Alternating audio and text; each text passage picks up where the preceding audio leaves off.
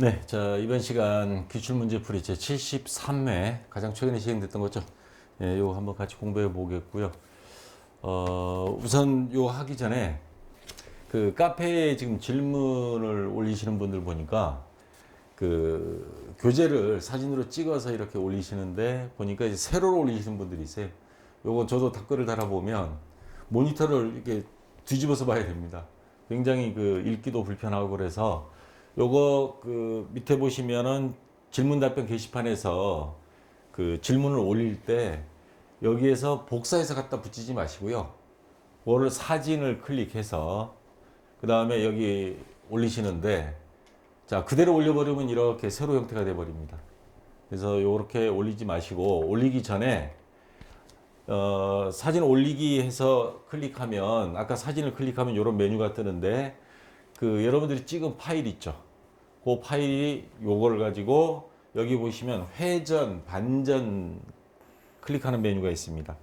요거를 클릭하면서 가로 형태로 확인하시고 그렇게 해서 올리면 이런 식으로 해서 읽기 편하게 이제 바뀔 수 있습니다. 이런 식으로 하시고 문제는 이제 핸드폰으로 올리는 분들인데 핸드폰으로 올리는 경우에는 이렇게 회전이라든가 반전시키기 어려우니까 그런 경우는 사진을 찍을 때 세로인지 가로인지 확인하시고 찍은 다음에 올릴 때 이게 바로 됐는지 꼭 확인하시고 올려주시기 바랍니다. 저 대신 이제 답변 달아주는 그 여러 회원들이 있는데 굉장히 불편하다는 그런 글들이 올라왔더라고요. 오늘 보니까. 자, 구체적으로 들어가겠습니다. 우선 요 합격률인데 73회인 경우에 60.7%. 2급은 굉장히 합격률이 상위 클래스에 들어갑니다. 물론 70%도 있지만 60.7%면 굉장히 높은 편이고요. 낮을 때는 37%, 43% 이렇게도 있습니다. 그래서 난이도는 이론 문제 이제 보시면 아시겠지만 굉장히 난이도가 좀 약간은 쉽게 그런 형태로 이제 출제가 되었습니다. 자, 그러면 본격적으로 1번 문제부터 볼게요. 다음이 의미를 가장 잘 나타내는 것. 회계정보 이용자의 합리적인 의사결정에 유용한 정보를 제공한다. 자, 우리가 회계를 배우는 목적이 바로 이거죠. 회계정보 이용자. 여러 내부 이용자, 외부 이용자도 있죠. 이해관계자라고 그러죠. 뭐 주주라든가 투자자, 은행 이런 데서는 이 회사가 대출을 해줄 만한지 투자를 할 만한지 결정하는 거는 뭐예요? 정보. 다시 말해서 재무제표를 보고 결정을 합니다. 회계를 우리가 하는 이유는 바로 목적은 여기에 있습니다. 그 다음에 회계 분류하면 뭐 단식북이냐 복식북이냐 영리회계냐 비영리냐 관리회계냐 또는 뭐 외부에 보여주기 위한 그런 회계냐 이렇게 분류할 때 사용하는 거고요. 회계연도는 회계기간이라고 그러죠. 1월 1일부터 12월 31일 또 공장 같은 데는 한 달 단위로 해서 회계연도를 말하는 거고 회계 단위는 회계장부를 작성하는 주체입니다. 그래서 한 기업은 회계장부 하나씩 이렇게 하도록 장부를 작성하는 주체를 의미하는 거고 그래서 1번은 1번의 1번 회계 목적이 요 내용에 해당되는 겁니다. 자, 그 다음에 2번 문제. 다음 중 일반 기업 회계 기준에서 정하고 있는 재무제표가 아닌 것. 재무제표 하면 5가지죠. 재무상태표 들어가고요. 손익계산서, 주석, 요 사이에 2개가 더 있죠. 현금흐름표, 자본변동표. 그래서 합계잔의 시산표는 재무제표에 해당되지 않습니다. 그래서 2번에 1번이 정답 되겠습니다. 자, 재무제표는 이렇게 5가지입니다. 재무상태표, 손익계산서, 현금흐름표, 자본변동표, 그리고 주석. 자, 이번 73회 시험은 유달리 거래의 판료서 결합관계를 응용한 문제가 많이 나왔습니다. 그래서 3번 문제 같은 경우 보면 다음 계정 과목 중 증가액이나 발생액이 대변에 나타나는 것. 자, 여기 거래의 판료서 이 정도는 외워야 된다 그랬죠. 자산의 증가, 그 다음 부채의 증가, 자본의 증가, 그 다음 발생, 비용 발생한 차변, 수익 발생한 대변. 자, 근데 여기서 말하는 것 증가 또는 발생액이 대변에 나타나는 것. 요 세 가지에 해당되는 게 어느 거냐? 이걸 찾으라고 하는 거죠. 자, 받을 놈은 자산인데 증가는 차변이죠. 안 되고 차량운반구 유형자산입니다. 마찬가지 차변이고. 자, 기부금 먼저 할게요. 기부금은 비용이죠. 영업의 비용. 그래서 차변에 나타납니다. 그래서 대변에 나타나는 건 지급업이라는 부채. 부채의 증가는 대변. 그래서 3번이 정답 되겠습니다. 자, 다음 회계상의 거래가 아닌 것. 자, 거래의 조건이 뭐예요? 자산, 부채, 자본의 증가 감소, 그리고 수익 또는 비용이 발생이 반드시 있어야 된다. 자, 이게 회계상의 거래의 조건인데, 기계장치 사용으로 가치가 감소하다. 우리 이걸 뭘로 처리하죠? 감가상각비로 처리하죠. 비용이 발생과 동시에 그 자산 가치가, 기계장치라는 자산이 가치가 떨어집니다. 자산 감소. 그래서 자산 감소와 뭐예요? 비용이 발생. 요렇게 이루어지죠. 상품 보관 창고의 보증금으로 1,000만 원을 지급하기로 계약하다. 사회에서는 이걸 거래라고 할지 모르지만 회계상에서는 자산부채 자본 증감이나 수익 비용 발생 없으면 거래가 아닙니다. 이거는 구두로 계약만 한 거지 거래는 아닙니다. 그래서 2번이 일단 정답은 되고요. 3번 거래처에서 상품 200만 원을 외상으로 매입하다. 상품이란 자산이 들어오고요. 외상 매입금이라는 부채가 증가합니다. 거래가 맞고요. 결손아동을 돕기 위해 10만 원을 기부하다. 기부금, 영업의 비용, 비용이 발생하고요. 기부했으니까 뭐 현금으로 줬으면 현금에는 자산이 감소하고 거래가 맞습니다. 그래서 2번이 거래가 아닌 것 정답이 되고요. 자, 5번 문제.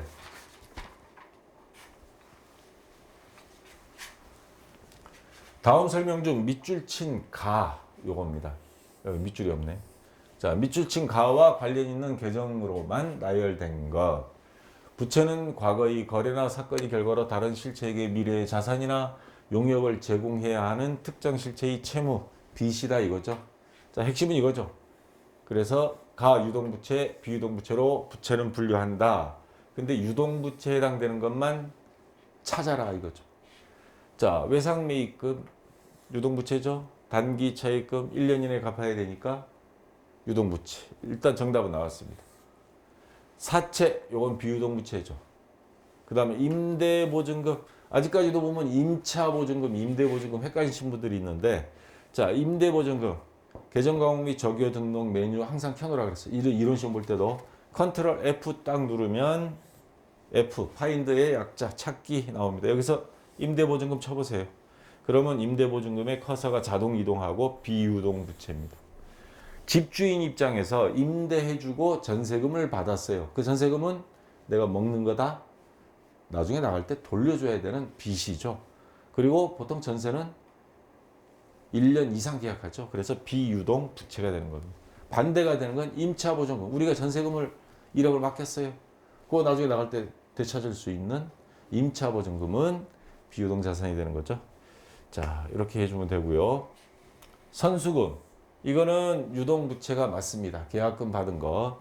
근데 장기 미지급금 이거는 비유동부채죠. 자, 외상매출금 받을 놈 요거는 당좌자산에 해당합니다. 부채가 아니고 자산입니다. 그래서 1번이 정답 되겠습니다. 자, 그 다음 6번 문제. 다음 그림이 가에 들어갈 내용으로 옳은 것. 자, 거래가 있고요. 요거를 분개하죠. 자, 요게 어느 계정이냐, 자산이냐, 부채냐, 증가냐, 감소냐, 차변, 대변, 거래의 8요소 결합관계에 맞춰서 1차 분류하는 게 분개입니다. 그 분개를 어디서 하느냐? 분개장에서. 자, 분개했으면 요거를 옮겨서 기록한다. 전기, 어디에? 요걸 찾아야 되는 거죠. 자, 요 교재에 보면 그림 나와 있죠? 일단 화물터미널에서 1차 분류를 합니다. 1차 분류해서 제주도 갈 거, 경기도 갈 거, 뭐 전라남도 갈 거 이렇게 분류하는 게 분개고, 그 다음 경기도로 딱 갔어요. 경기도에서 다시 배달하시는 분이 집이나 아파트, 개인주택 아파트, 그 다음에 사무실 각각의 뭐예요? 예를 들어서 개인주택을 현금이라고 치고 아파트는 외상매입금, 요거는 이자 비용, 사무실은. 이렇게 하면 각각의 계정으로 옮겨가는 것. 이게 바로 전기입니다. 그래서 전기는 그러면 어디로 가는 거냐? 모든 계정들이 모여 있다 해서 총계정 원장. 그래서 분계장과 총계정 원장을 우리는 주요부, 주요장부라 그럽니다. 가장 기본이 되는 거니까. 자, 그 다음에 뭐 시사한표, 정사한표, 재무상태표는 아닙니다. 그건 그 이후에 총계장 원장 가지고 나중에 만들어내는 거고, 여기서 말하는 요 가에 해당되는 거는 바로 총계정 원장이다. 모든 계정들이 모여 있는 장부. 지금은 컴퓨터가 분계만 입력하면 알아서 다 처리해 주는데, 옛날에는 요거를 장부를 다 꽂아놓고 하나씩 꺼내면서 현금 장부, 뭐 그 다음에 외상매입금, 이자 비용 장부 다 따로따로 일일이 작성을 했었습니다. 자, 그 다음 7번 문제. 다음 중 현금 및 현금성 자산에 해당하지 않는 것, 현금. 그 다음에 3개월 이내에 현금화가 가능한 거는 현금성 자산이라고 그러죠. 그래서 현금이 현금성 자산에는 당연히 현금 들어가고요. 보통 예금 아무 때나 뽑아 쓸 수 있는 요구불 예금이라고 그러죠. 회사 통장. 보통 예금 들어갑니다. 그 다음에 비품은 유형 자산입니다. 아까 컨트롤 F 눌렀을 때 비품 검색하면 커서가 여기로 딱 가죠. 뭐예요? 유형 자산입니다. 그래서 해당하지 않는 것, 요 3번이 정답이 됩니다. 그 다음에 당좌예금, 이것도 아무 때나 당좌 수표 발행하면서 입금 출금 가능합니다. 그래서 현금이 현금성 자산에 해당하지 않는 것은 3번 비품은 유형 자산이다. 3번이 정답이 되겠고요. 자, 8번 문제. 매입처에서 상품을 50만 원에 매입하고 요거 분개하면 차변에 상품 되겠죠. 50만 원. 자산이 증가하니까 차변 기록하고, 그러면 돈을 줘야 되는데 대금을 한 달 후에 지급하기로 하였다. 거래를 분개할 때 대변에 기입할 계정과목으로 옳은 것. 한 달 후에 주기로 했다. 근데 상품에 대한 것들은 전부 다 외상으로 처리해야죠. 외상 매입금. 만약에 이게 상품이 아니다. 복사기로 사왔어요. 비품. 상품이 아닌 거는 외상 매입금이라 안 하고, 그럴 때는 미지급금. 상품일 때와 아닐 때를 구분해 준다는 거. 그래서 외상 매입금 정답은 4번이 되겠습니다. 자, 9번 문제. 자, 또 분개 문제가 나왔습니다. 거래처에 상품을 500만 원에 판매하기로 하고 판매한 건 아닙니다. 근데 계약금, 판매 금액의 10% 얼마예요? 50만 원을 거래처에서 발행한 당좌 수표로 받았다. 자, 이거 조심해야 됩니다. 거래처에서 발행한 거. 우리가 발행하면 당좌예금 계좌에서 왔다 갔다 한다 그래서 당좌예금 처리하지만, 거래처에서 발행한 건 뭐예요? 타인이 발행한 수표. 타인이 발행한 거는 은행에 가면 바로 현금으로 줍니다. 그러면 타인 발행 수표는 우리가 현금 처리한다 그랬죠. 분개할 때. 그래서 차변에 현금이 2개 있네요. 그 다음에 왜 돈이 들어왔죠? 상품 판매하면서 계약금을 받은 겁니다. 먼저 받은 거 선수금 요거죠.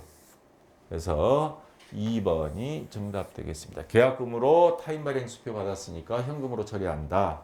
현금 50만 원 대변의 선수금 유동부채죠. 자, 이렇게 처리하면 됩니다. 자, 10번 문제. 유형자산에 대한 정의를 묻는 문제가 나왔습니다. 유형자산 먼저 한번 공부할게요. 대표적인 게 우리가 사용하고 있는 비품, 이런 것들, 차량 운방, 기계장치, 이러한 것들은 복사기, 컴퓨터, 이거 팔아먹기 위해서 한 거 아니죠. 물론 컴퓨터 대리점은 그게 상품일 수도 있지만 자기네가 팔지 않고 쓰는 거 있잖아요. 그런 거는 비품이라고 그러죠.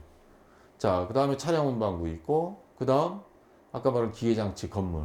이러한 유형자산은 판매 목적이 아닌 장기간에 걸쳐, 여기서 장기간은 1년 이상 기업이 영업활동에 사용하기 위해 취득한 구체적인 형태가 있는 자산. 형태가 없으면 무형자산이 되어버려요. 자, 형태가 있고 유형자산에는 토지, 건물, 비품, 기계장치, 선박, 차량 운반구. 자가용 비행기 있으면 자가용 비행기 집어넣고요. 자, 이러한 것들을 유형자산이라고 합니다. 자, 그럼 볼까요? 틀린 거 찾아라 그랬습니다. 판매를 목적으로 한다? 아니죠. 이거는 사용할 목적이죠. 판매를 목적으로 하는 자산은 재고자산이에요. 창고에 있는 상품들, 진열장에 있는 거. 그래서 일단 답은 나왔고요. 그 다음에 1년을 초과해 사용할 것이 예상되는 자산, 장기간 1년입니다.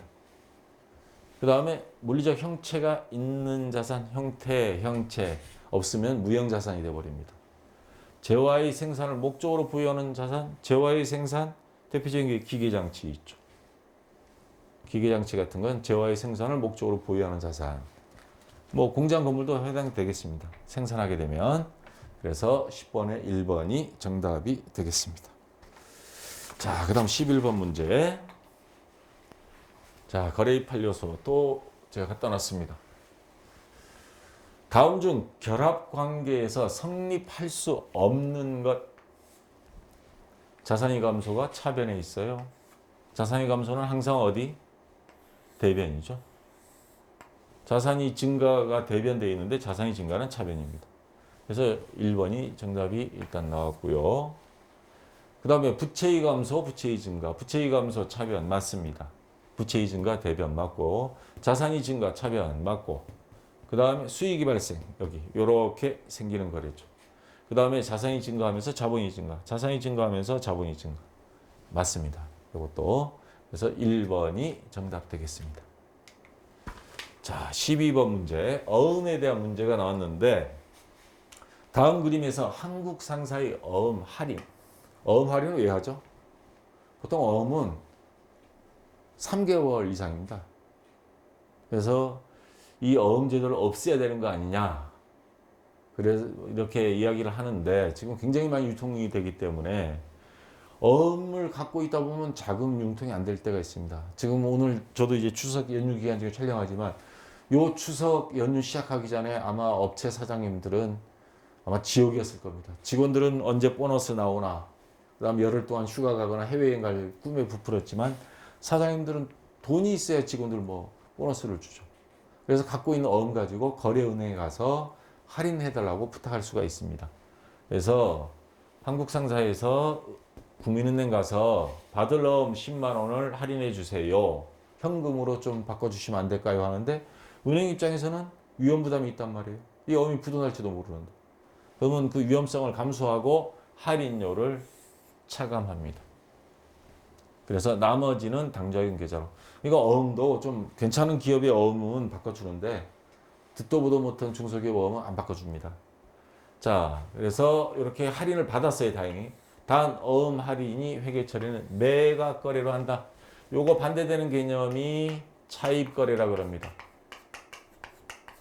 실제 기업회계 기준은 뭐 매각 거래, 차입 거래 이렇게 구분해 놨지만 현실은 매각 거래는 인정 안 합니다. 이 어음이 부도나면 나중에 한국 상사에 또 소구권 청구를 하거든요. 부도났으니까 당신 책임지쇼. 자, 요거는 그 소구권을 하기 위해서 일단 매각한 걸로 안 보고 이걸 담보로 돈 빌려주는 형태를 말하는 거고, 매각 거래는 아예 다 넘겼으니까 매각했다, 팔았다. 이거 부도나도 책임 못 져. 이렇게 회계 처리한다는 겁니다. 그럼 매각 거래로 하면 대변에 받을 어음 됩니다. 왜? 어음을 은행에 팔아버렸어요. 그러면 대변에 받을 어음. 요거 아니면 요거죠. 그 다음에 돈 받았습니다. 얼마 받았어요? 10만 원에서 5천 원 뺀 9만 5천 원 받아서 당좌예금 계좌로 들어왔습니다. 그럼 차변에 당좌예금 9만 5천 원. 답은 이미 나왔네요. 그럼 5천 원을 뭘로 처리하느냐? 받을 어음하고 외상매출금은 매출채권이라고 그러거든요. 매출채권을 팔아서 손해본 겁니다. 갖고 있으면 다 받을 건데 5천 원 손해본 거죠. 그래서 매출채권 처분 손실. 그래서 여기 보면 매출채권 처분 손실 5천 원. 자, 이렇게 들어가서 기록을 합니다. 그래서 3번이 정답이 되겠습니다. 자, 13번 문제. 이제 인출금에 대한 문제인데 간혹가다 잘 나오죠, 이거. 다음 중 인출금 계정이 나타나는 거래가 아닌 것. 인출금이 뭐예요? 지금 이게 개인 회사입니다. 전산회계 2급은 개인 기업. 개인 기업은 요 사장님, 수염 더부룩하게 나신 요 사장님이 왕이죠. 사장이 돈 갖고 오라면 무조건 갖다 줘야 됩니다. 김 과장 급한 일이 있어 500만 원이 필요한데 지금 은행 가서 현금으로 찾아오세요. 그러면 네 알겠습니다 해서 딱 갖다 줘야 됩니다. 회사 돈이 내 돈이에요. 근데 주식회사는 안 되죠. 왜? 동업한 거잖아요. 다른 투자자들, 주주들이 있단 말이에요. 그래서 주식회사는 그 돈을 마음대로 갖다 쓰면 공금횡령으로 고발당할 수가 있습니다. 자, 그래서 비자금을 몰래 만들다가 그 은팔찌 끼고 텔레비전에 나온 사람 많죠. 자, 이렇게 하는 게 바로 인출금인데, 인출금 개인 기업이니까 가능하고, 그래서 여기서 인출금 계정이 나타난 거래가 아닌 것, 개인적으로 쓴 거냐 아니냐를 판단하면 됩니다. 사장님 개인의 종합소득세를 납부했어요. 인출금 맞습니다. 개인의 주택 재산세를 납부했습니다. 요 개인 거 사장님 주택에 대한 재산세니까 이거 인출금 되고, 사장님의 자녀 학원비를 내줬어요. 인출금입니다. 근데 업무용 자동차의 보험료를 납부했는데 업무용이에요. 이건 사무실 회사 거죠. 요거는 사장님 개인의 비용이 아니기 때문에 요거는 회사의 판매비와 관리비로 처리합니다. 그래서 4번은 인출금 계정에 해당되지 않습니다. 자, 그 다음 14번 문제. 다음 중 손익에 관한 결산 정리 중 비용이 이연에 해당하는 계정 과목. 자, 우리 카페 회원들이 이것 공부하면서 제일 어려워하는 것 중에 하나가 바로 이 이연하고 예상. 그러니까 비용의 이연, 수익의 이연, 비용이 예상, 수익의 예상. 이거 다시 한번 정리할게요. 자, 이쪽으로. 이연이다 하는 건 넘기다라는 겁니다. 넘기다. 자, 우리가 배우는 회계는 발생주의입니다. 요거에 반대되는 개념이 현금주의가 있죠. 현금 중심으로 기록한다. 이 현금주의 대표적인 게 가계부입니다. 돈 나가고 들어온 시점에서 모든 것을 작성한다. 근데 발생주의는 돈 들어오고 나간 게 중심이 아니다. 이게 올해 거냐 아니냐. 다시 말해서 이 수익 또는 비용이 올해 거면 올해 장부에 적고 아니면 빼라. 돈이 먼저 들어왔어요. 내년 게. 내년 장부에 적어라. 올해 장부에는 적지 마라. 발생주의 원칙에 맞춰서 하다 보니까, 그러면 아까 같은 경우 집세를 받았는데 1년치 선불로 받았어요. 여기는 월세는 그런 거 없는데 제주도는 있습니다. 중눈세 해가지고 월세를 1년치 한꺼번에. 안 그러면 못 구하고, 요즘은 뭐 좀 받겠다 그러는데, 근데 장부에 적다 보니까 6개월은 올해 건데 6개월은 내년치 집세를 먼저 받은 거예요. 임대료, 수익.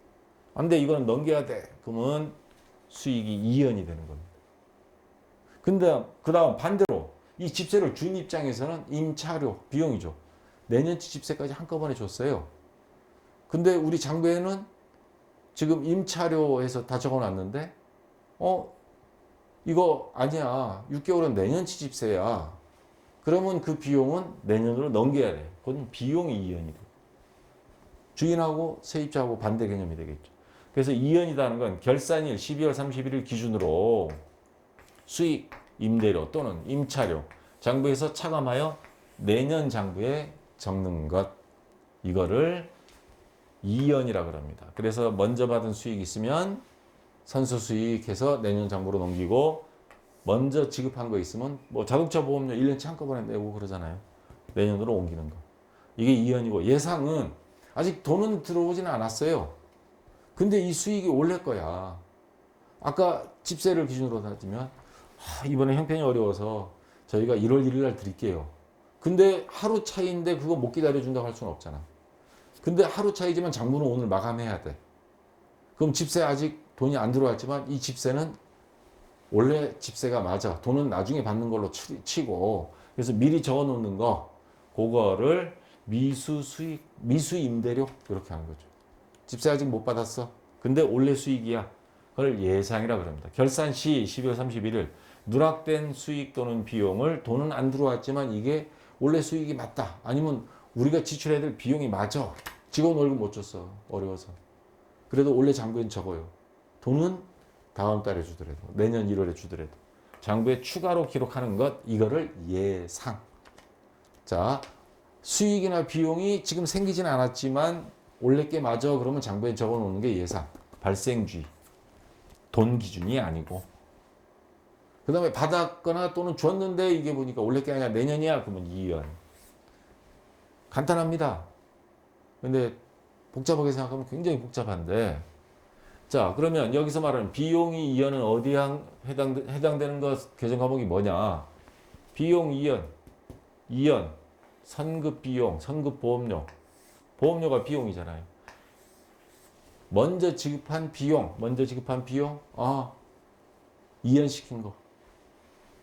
자, 이걸 말하는 겁니다. 그 다음에 선수 임대료, 먼저 받은 집세, 요건 수익의 2년이 되겠죠. 미수이자 아직 받지 못했어요. 그러면 아직 받지 못한 거 수익이죠. 받지 못한 이자니까 수익이죠. 이자. 근데 아직 못 받았어. 그러면 수익이 예상이 되는 겁니다. 그 다음에 미지급 아직 주지 못했어요. 뭐를? 이자를. 그러면 이자 비용이죠, 이거. 비용이 예상이 되는 겁니다. 장부에는 적어 놔야죠. 미지급 비용. 자, 됐고요. 그 다음 15번 문제.